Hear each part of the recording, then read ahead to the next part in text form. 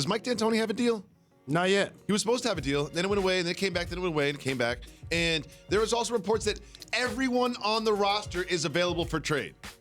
And then there was some rumors and reports that Chris Paul was unhappy. So what did Chris Paul do with these rumors? He was in the comments.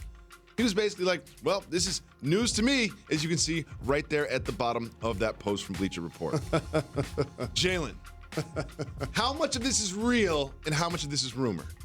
So the basketball portion is what's driving all of this. Okay. It's not necessarily personal. It's two guys that are considered to be the best at what they do. Chris Paul, future Hall of Famer, never been to the NBA Finals. James Harden, MVP, doesn't play up to expectations in the playoffs. Mm-hmm. The Rockets have lost to the Warriors 4 of the last 5 years in the playoffs. A couple of those chances were better than others. Yep. Playing at home, can't miss 27 straight threes. This year, you got to find a way to win without Kevin Durant on the floor. When you don't do that, that's a level of frustration of not achieving your goals that happens with every team across the league. So I want to make sure I stay that. The second thing, and this is just me analyzing their game, James Harden has the highest usage of any player in the league. And what I mean is he got the ball in his hands. He's isolating. He's pick and rolling.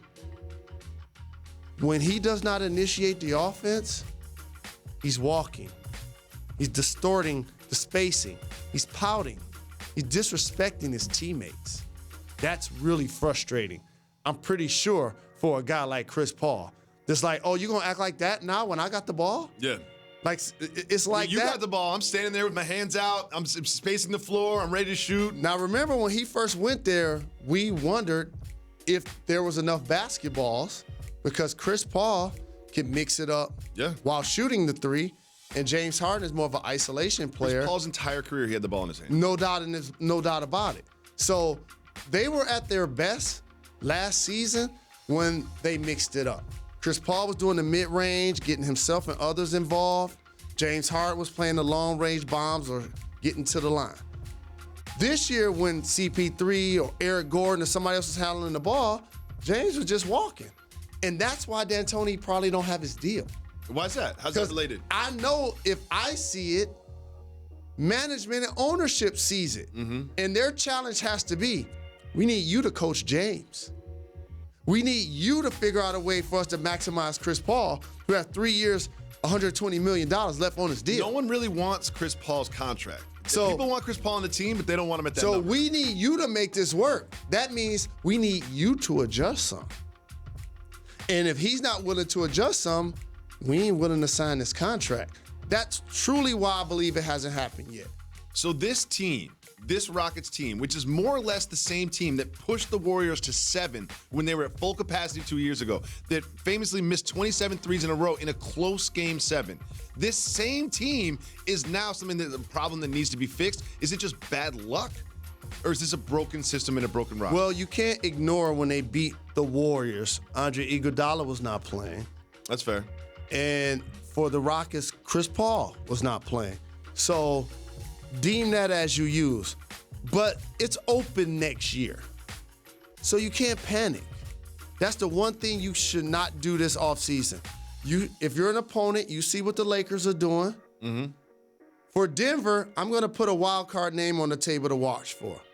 Michael Porter Jr. If he's able to play up to lottery status and live up to being one of the top players in last year's class that featured Luka Doncic and Trae Young, and they were already a 2 seed, pay attention to them. If Kawhi goes to the Clippers, they'll be there.